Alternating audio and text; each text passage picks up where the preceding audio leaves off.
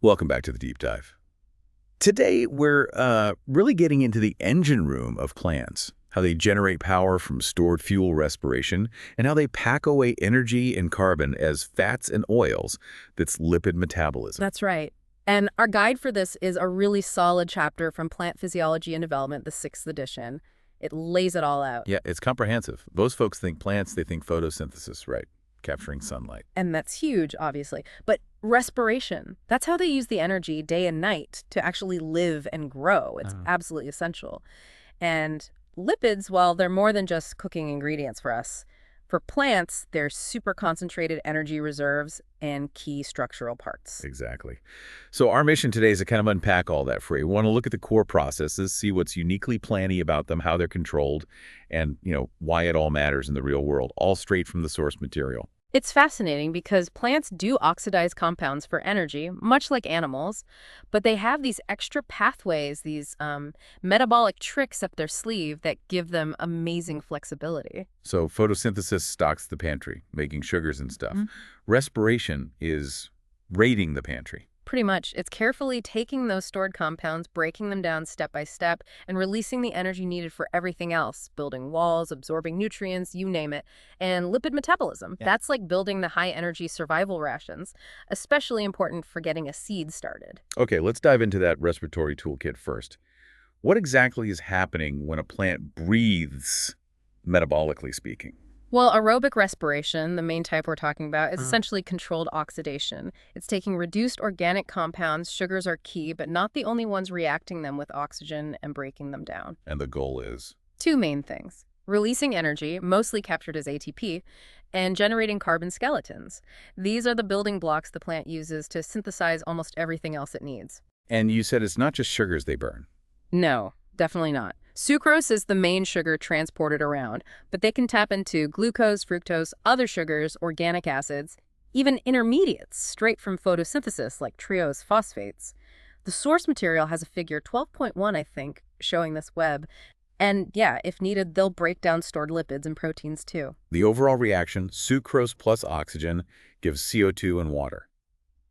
It feels like photosynthesis run backwards. Conceptually, yes. It's releasing the energy that photosynthesis stored.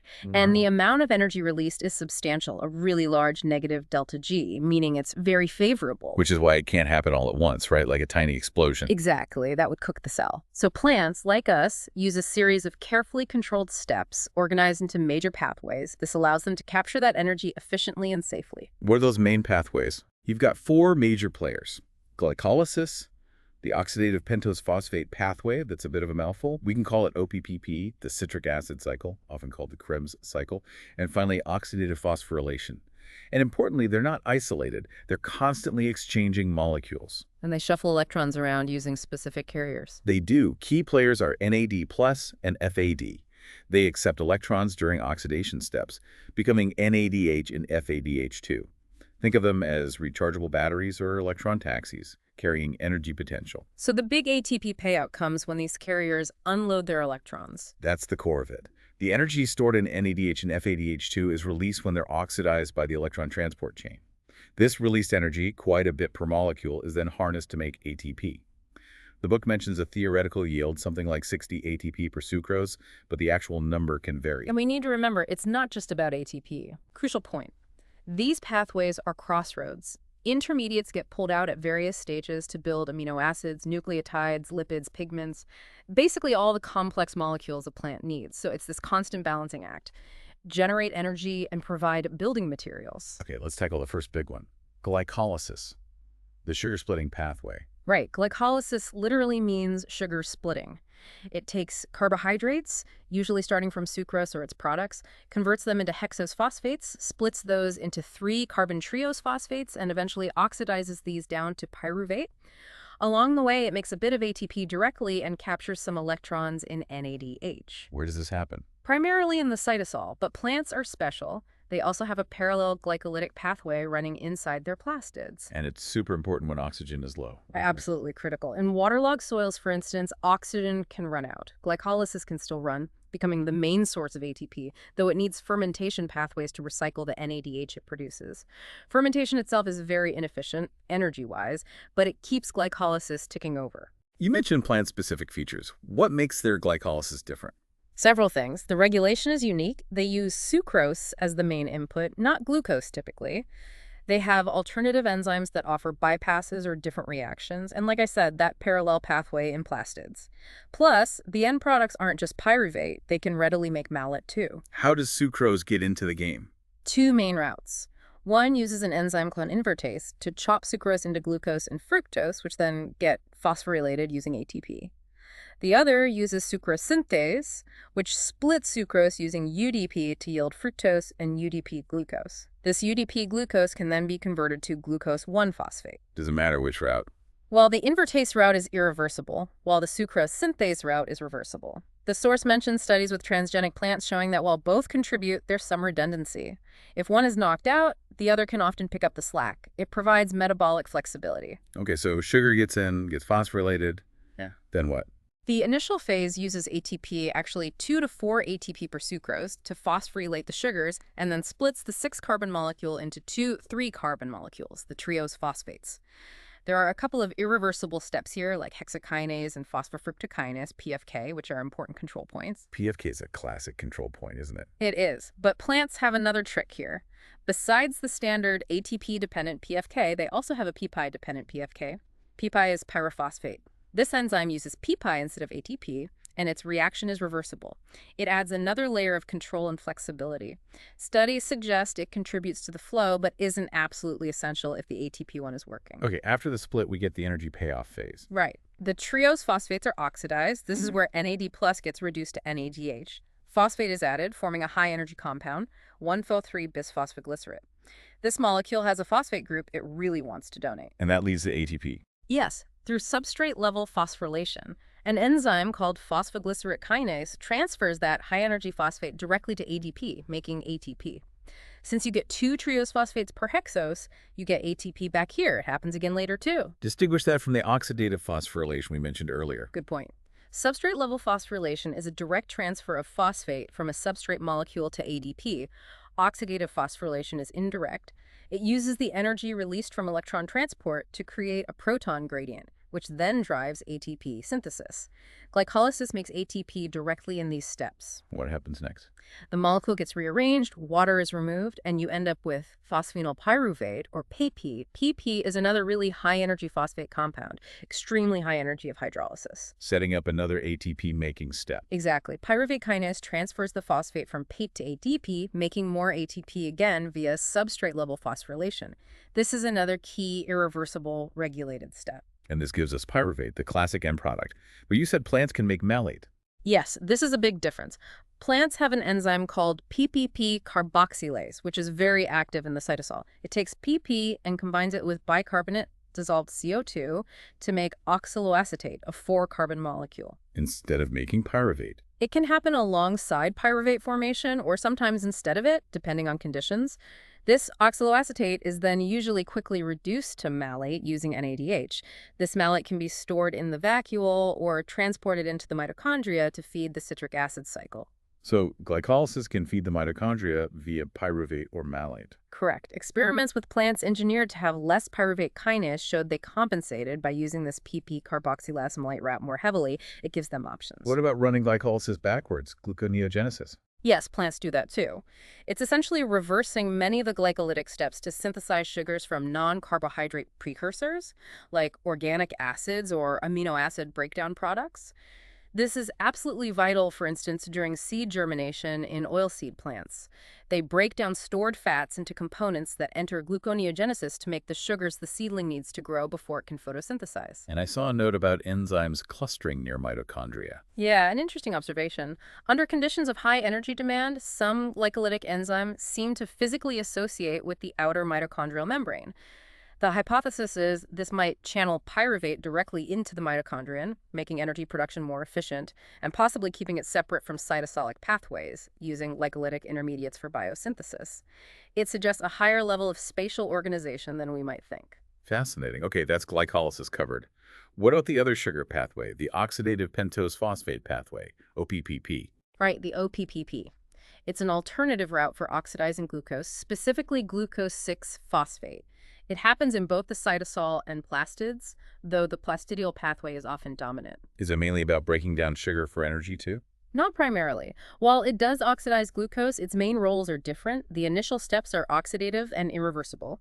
Glucose 6-phosphate is oxidized, a carbon is lost as CO2, and importantly, it generates 2 molecules of NADPH for each glucose 6-phosphate entering. NADPH, not NADH. Correct. NADPH is the key product here. Its reducing power is used mainly for biosynthetic reactions building things rather than feeding the electron transport chain for ATP like NADH. What kind of biosynthesis? Lots of things. Fatty acid synthesis relies heavily on NADPH, especially in plastids. Nitrogen assimilation needs it. It's also crucial for detoxification and dealing with oxidative stress regenerating antioxidants like glutathione.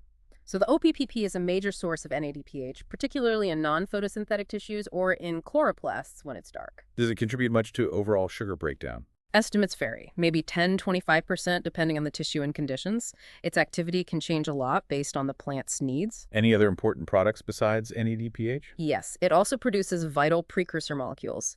One is erythrose 4-phosphate, which is needed to make aromatic compounds, think lignin for wood, flavonoids, pigments, protectants, and phytoalexins, defense compounds. The pathway activity often increases when plants are wounded or attacked, likely to boost production of these defense molecules. It also makes ribose 5-phosphate, the precursor for nucleotides, DNA, RNA, and ATP itself, although the source notes that in plants, other routes might supply this too. How is the OPPP controlled? It's sensitive to the cell's redox state. The very first enzyme, glucose 6-phosphate dehydrogenase, is strongly inhibited if NADPH levels are high relative to NADP plus always. Basically, if the cell already has plenty of reducing power in the form of NADPH, it slows down the pathway that makes more. Makes sense, right? Yeah, feedback inhibition. What about light? In chloroplasts, the OPPP is generally inhibited in the light. This is partly due to redox regulation via the ferredoxin-thioredoxin system, and also because photosynthesis itself generates a lot of NADPH. The Calvin cycle running in the light actually provides intermediates that can run the reversible part of the OPPP backwards, allowing synthesis of erythrose 4-phosphate even when the oxidative steps are off. In non-green plastids, it's less sensitive to light. Okay, so we've split sugars in glycolysis and generated NADPH and precursors in the OPPP. Now we get to the citric acid cycle.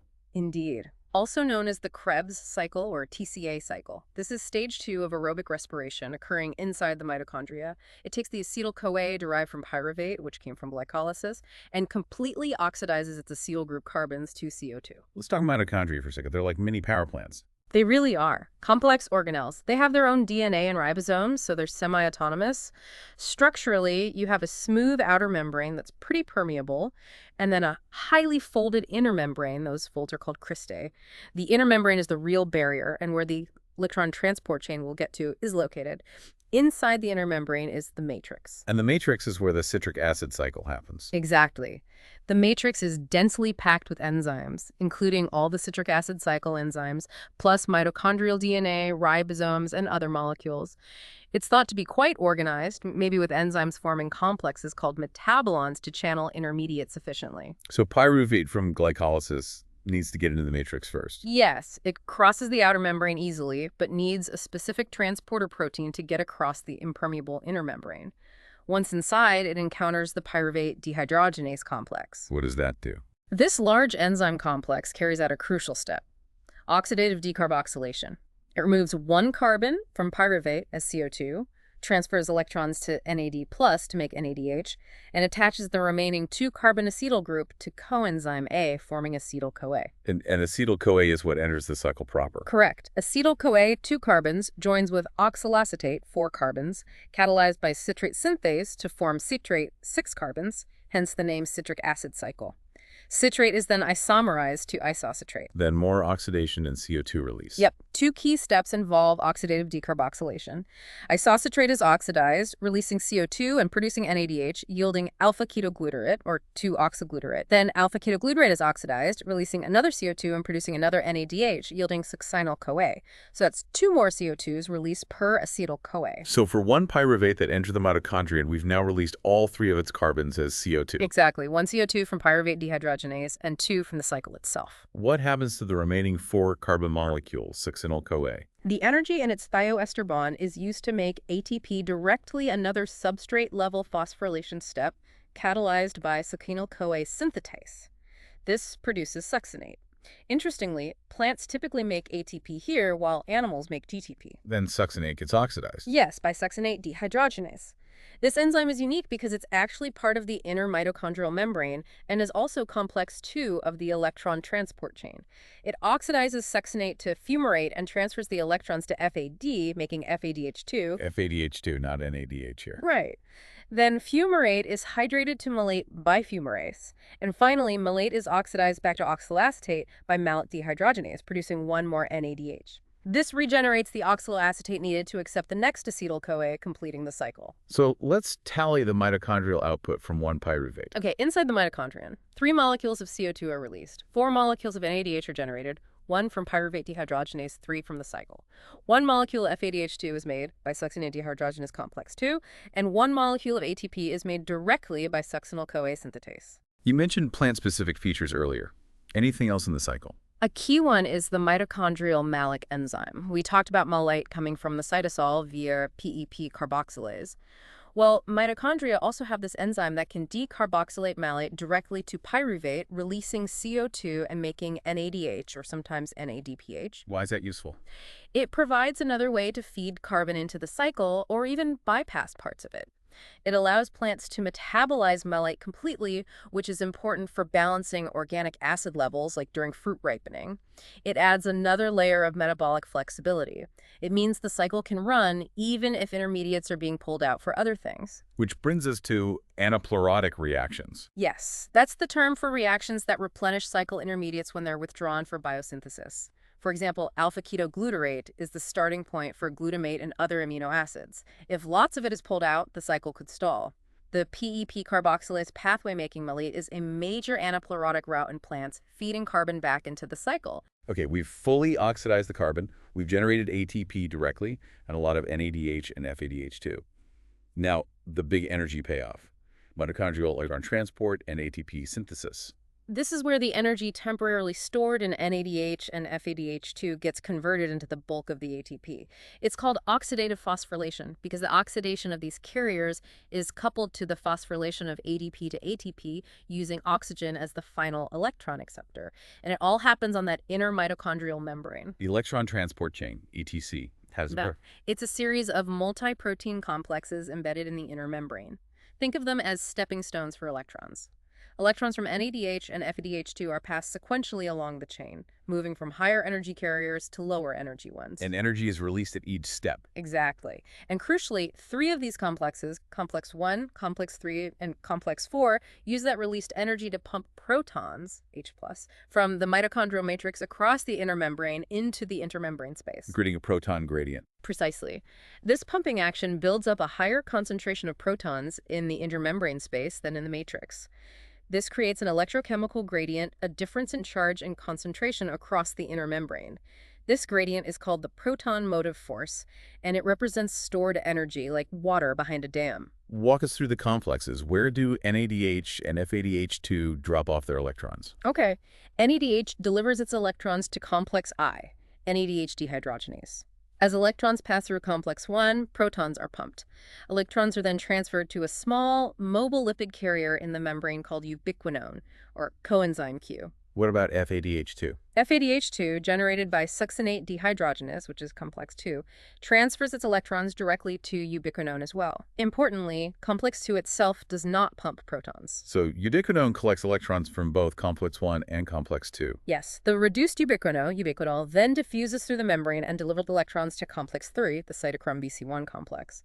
As electrons move through complex 3, more protons are pumped across the membrane. And from complex 3, electrons are passed to another mobile carrier, a small protein called cytochrome C, located in the inner membrane space.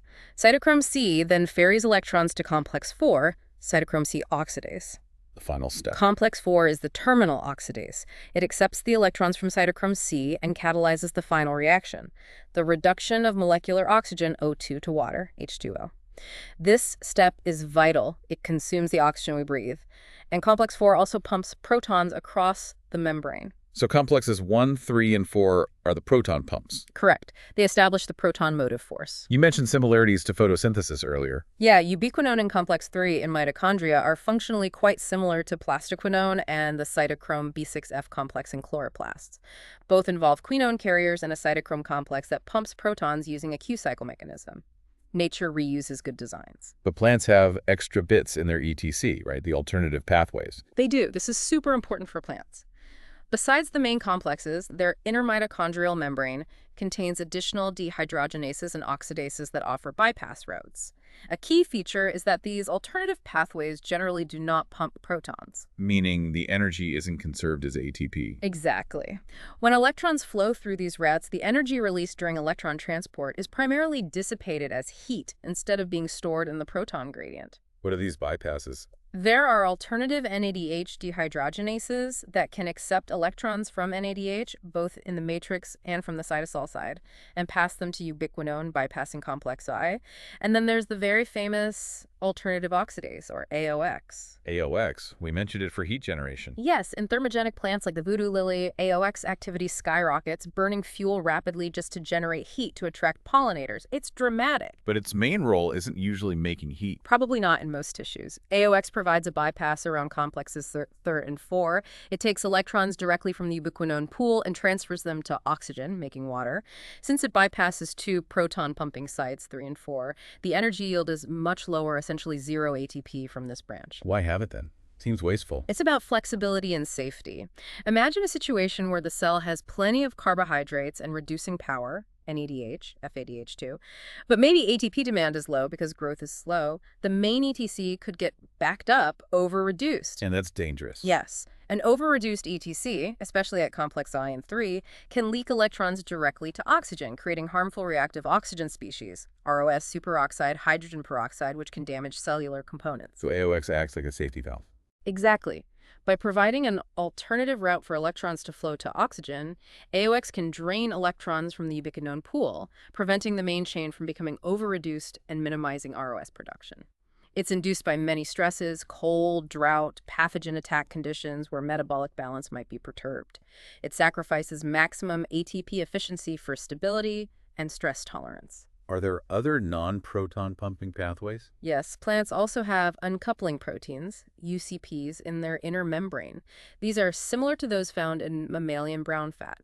They essentially create a regulated leak for protons, allowing them to flow back into the matrix without going through the ATP synthase. Also releasing energy as heat and reducing ATP yield. Correct. Like AOX, UCPs help dissipate the proton gradient, reduce the risk of ROS formation when the gradient is too high, and contribute to metabolic flexibility. They are also often induced by stress. So these alternative routes, AOX, UCPs, alternative NADH dehydrogenases, give plants ways to manage electron flow, balance redox state, and cope with stress, even at the cost of lower ATP production. That's the key takeaway. Plants seem to prioritize metabolic flexibility and safety over maximizing energy efficiency in many situations, likely because they often have abundant energy from photosynthesis anyway. Okay, so the proton gradient is built up with or without these bypasses. How does that gradient actually make ATP? Through the action of complex V, the FF1 ATP synthase. This is a remarkable molecular machine, also embedded in the inner membrane. It acts like a turbine. How so? The proton motive force drives protons to flow back down their concentration gradient from the inner membrane space into the matrix, but they can only do this through a specific channel in the faux part of the ATP synthase. This flow of protons causes a part of the enzyme to rotate. A literal rotation? Yes, a physical rotation.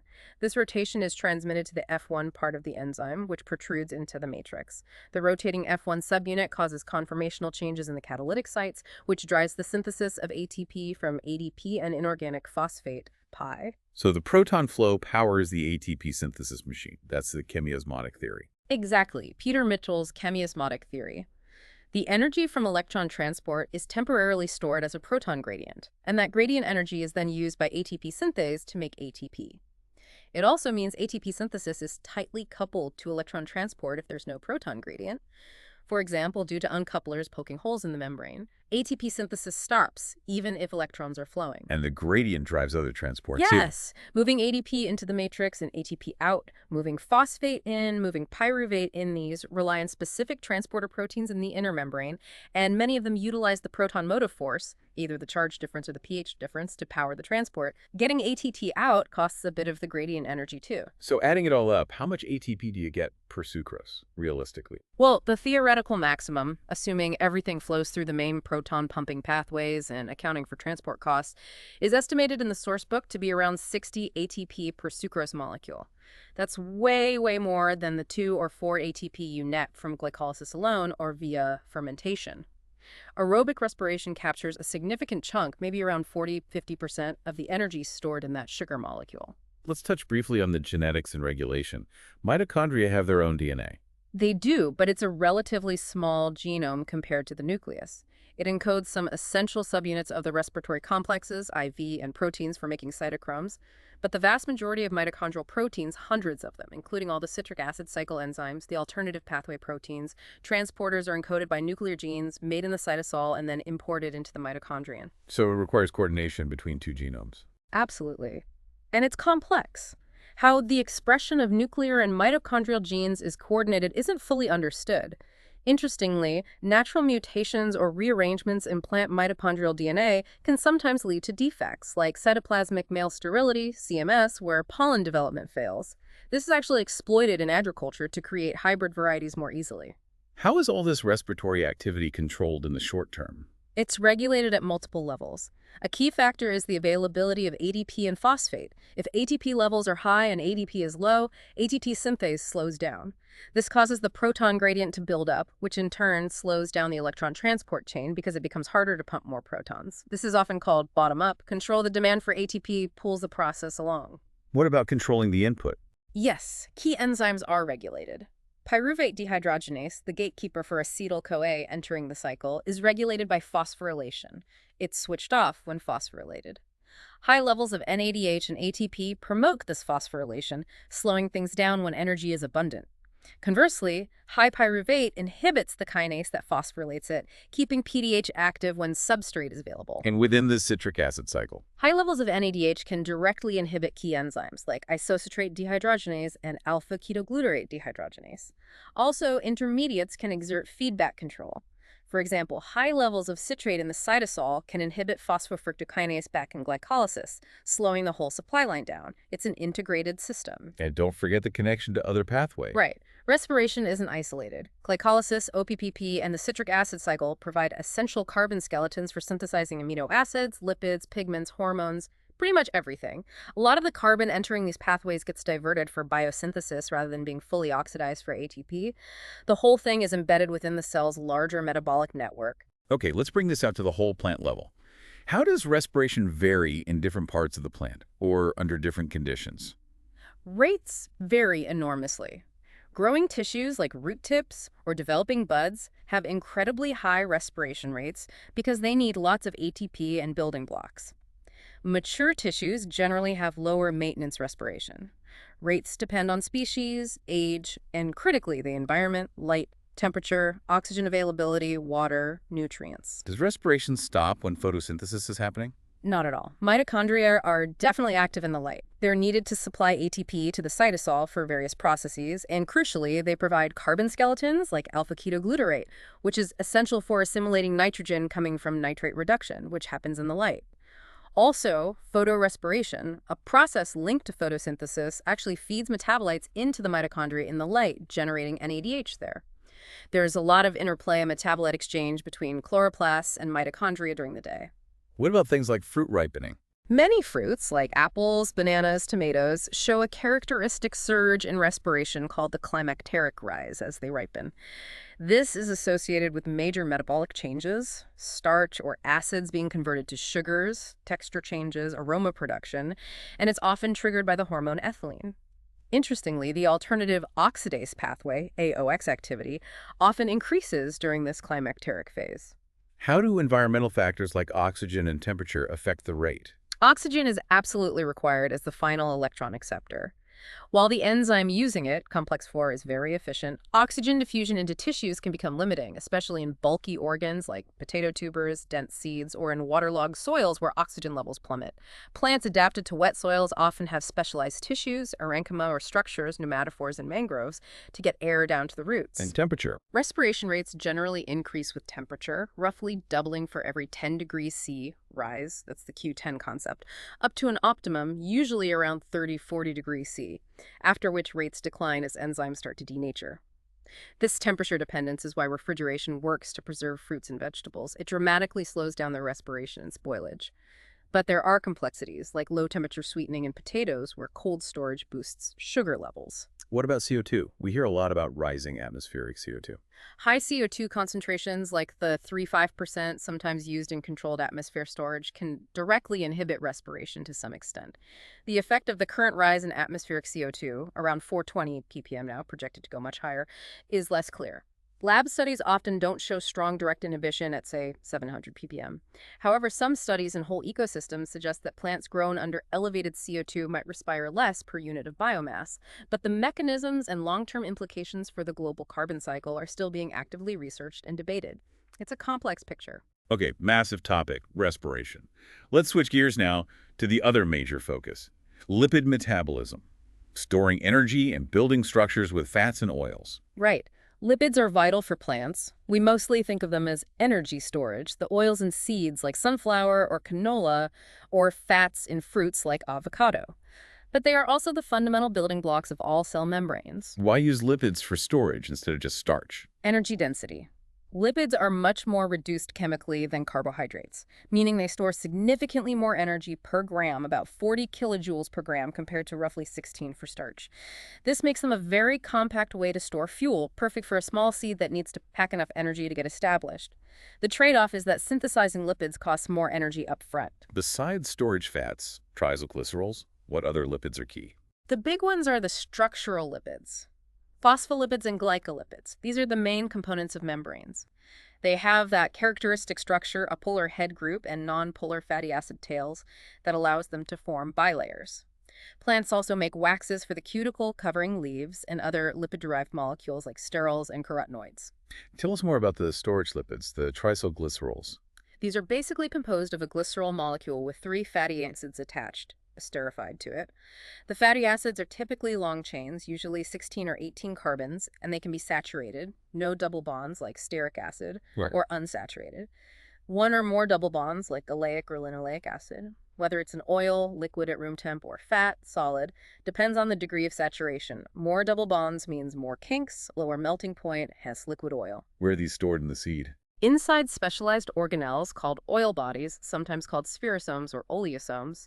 These are unique structures found in the cytoplasm of storage cells, like in the cotyledons or endosperm.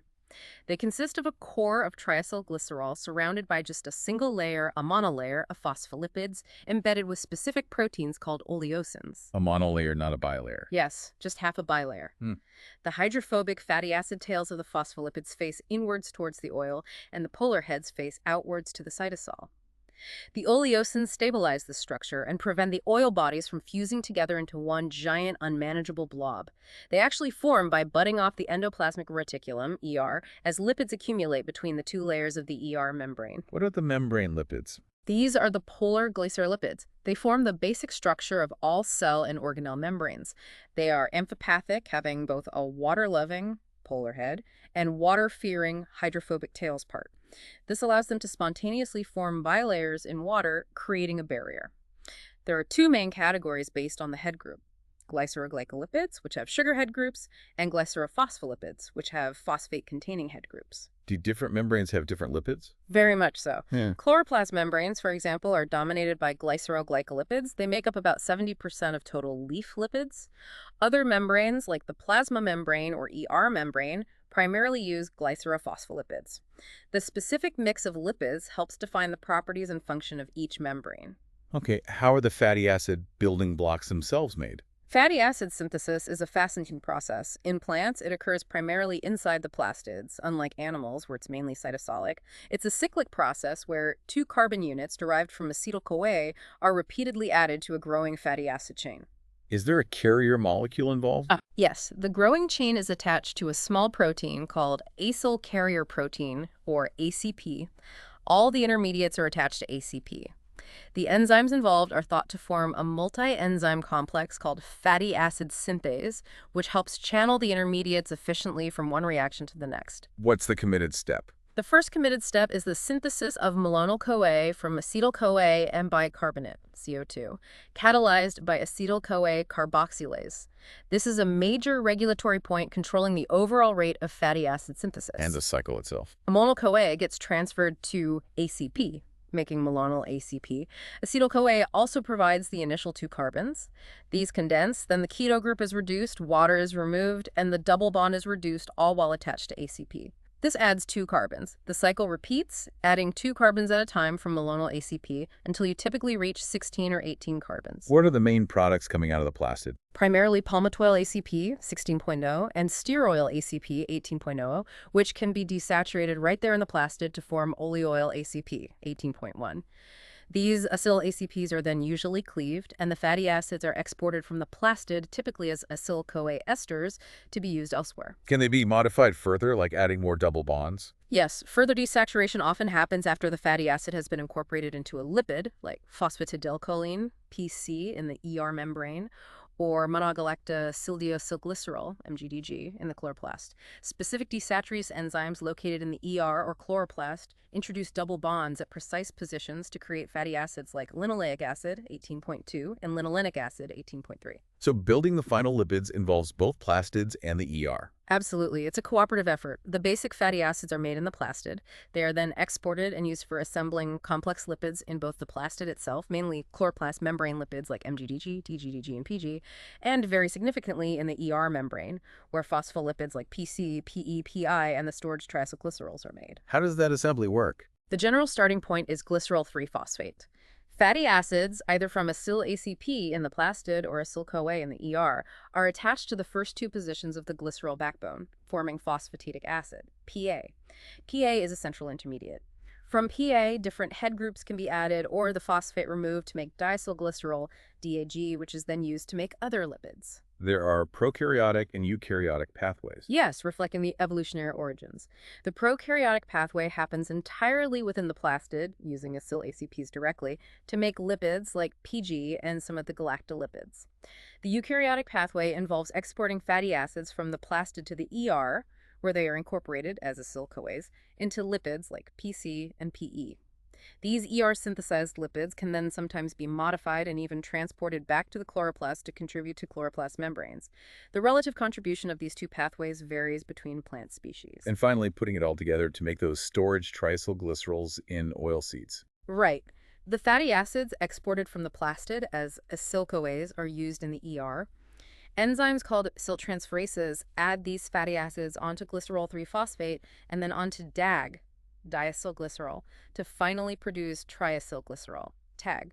This TAG accumulates within the layers of the ER membrane and, as we said, buds off to form the oil bodies, ready for storage and eventual mobilization during germination. Wow. Okay, that was a really comprehensive journey, from breaking down sugars to building fats. It really covers the core energy and carbon handling of the plant cell, doesn't it?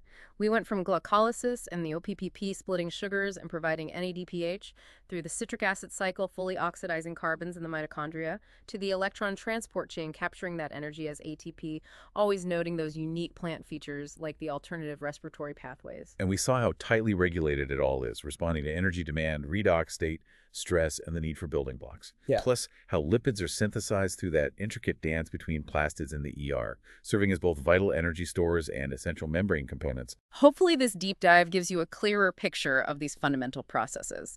This isn't just textbook stuff. It's the machinery that allows plants to grow, survive environmental challenges, produce the food we eat, and shape entire ecosystems. Understanding this metabolism is key to understanding plant life. Absolutely. And maybe a final thought to leave you with. We kept seeing how plants use these alternative, sometimes less energy-efficient pathways like AOX or UCPs. They seem willing to sacrifice maximum ATP yield for metabolic flexibility and stress resilience. It makes you wonder, what other subtle, perhaps unexpected, metabolic trade-offs are plants constantly making to navigate their complex world trade-offs that impact their survival, their interactions, and ultimately our planet? Something to think about.